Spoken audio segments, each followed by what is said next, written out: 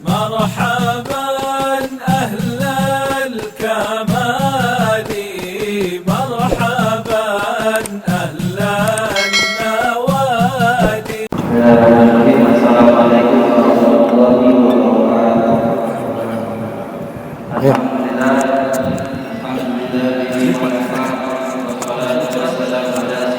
Mustafa wa ala alihi wa sahbihi ala sidqi wal wafa, amma ba'd. Pertama-tama mari kita panjatkan puja-puji syukur kita kehadirat Allah Subhanahu wa taala yang telah memberikan kita nikmat taufik, umur panjang, hidayah sehingga kita dapat berkumpul di tempat yang barokah ini. Amin amin ya rabbal alamin. Yang kedua, salawat serta salam kita haturkan kepada junjungan kita Nabi Muhammad sallallahu alaihi wasallam, karena beliaulah kita menjadi sebaik-baik umat.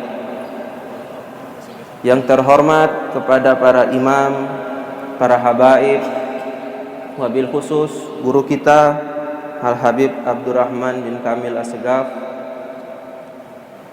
Semoga Allah memanjangkan umur beliau, memperluas rizki beliau, dan selalu memberikan kesehatan kepada beliau. Amin amin ya rabbal alamin. Mungkin karena perintah daripada guru untuk saya memberikan sepatah dua patah kata sebelum beliau melanjutkan kajian membaca kitab.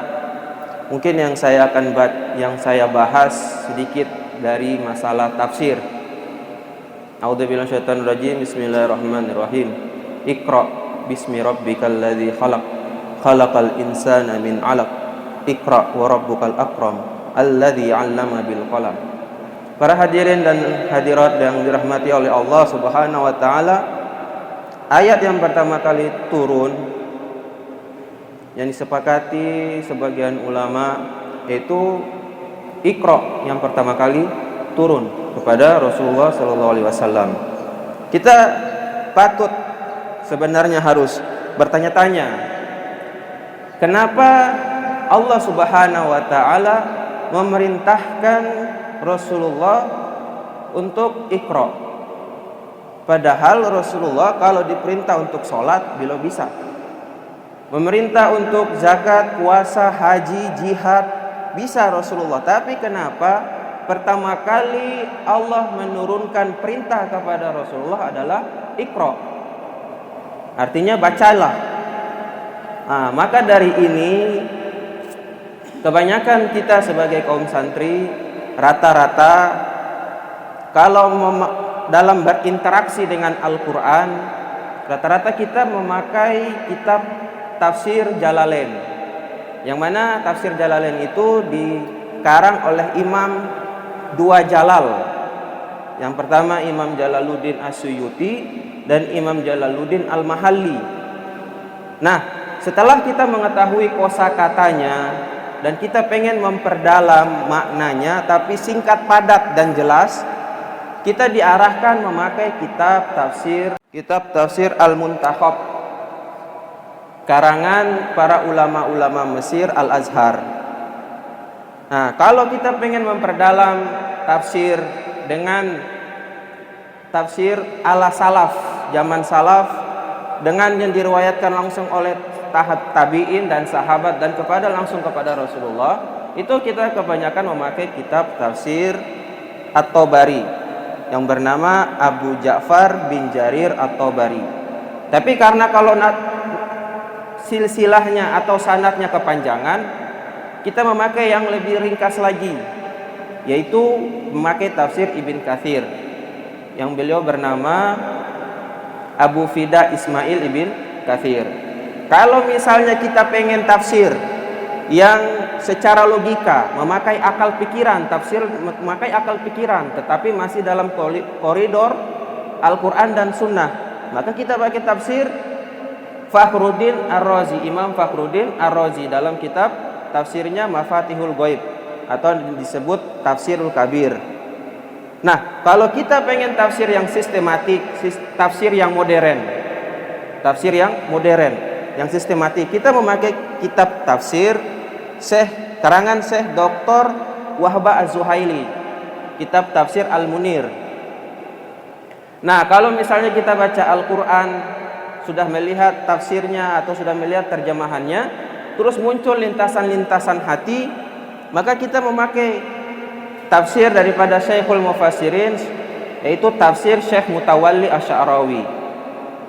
Nah, kalau misalnya ada orang yang pengen tafsir Al-Quran dengan Al-Quran sendiri, bukan yang lain, tapi tafsir Al-Quran dengan Al-Quran sendiri, maka kita memakai kitab tafsir punyanya Syekh Muhammad bin Ismail, Syekh Muhammad Al-Amin, Syekh Muhammad Al-Amin Asingkiti. Dalam kitab tafsirnya Adwaul Bayan. Nah, mengenai masalah Iqra, kita tidak bisa langsung serta-merta kita membaca terjemahan dari Depak saja. Kita kalau membaca Al-Quran dan membaca terjemahan dari Depak saja tanpa melalui kitab tafsir seperti saya sebutkan, maka kita bisa sesat menyesatkan. Ya, kita harus memakai kitab tafsir. Nah, mengenai masalah Iqra, ya, apa sih artinya Iqra? Ya, nah, di situ di dalam tafsir-tafsir itu menyebutkan Iqra itu mempunyai makna yang luas. Bukan artinya membaca apa yang tertulis. Salah satunya daripada arti Iqra artinya tadabbar. Ya, artinya merenung. Ya, artinya merenung. Artinya apa? Apa yang Allah kasih kepada malaikat Jibril, nah malaikat Jibril mengasih kepada Rasulullah dan Rasulullah mengulangi. Itu namanya tadabbur. Dan tadabbar itu artinya juga membaca yang lain, seperti membaca apa yang ada di akal, membaca apa yang di hati. Itu namanya Iqra. Contoh, ada anak kecil umur 4 tahun. Kita mengajari dia Al-Fatihah, padahal dia baru abata. Belum bisa baca yang lain, tapi karena kita mengajari dia Al-Fatihah, kita suruh, wahai anak, Iqra Al-Fatihah. Suruh baca apa yang ada di hati, apa yang sudah dia hafal. Itu artinya Iqra. Bukan berarti Iqra membaca apa yang menjadi tulisan. Seperti itu. Ya. Dan kalau kebiasaan orang Arab, kalau membaca yang ada di tulisan itu namanya mutola'ah.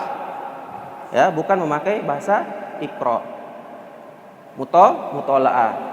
Dan tafsiran yang kedua daripada Iqra ini, di situ Allah memakai Iqra, bukan memakai utlu. Ya, dari kata tala yatlu tilawatan.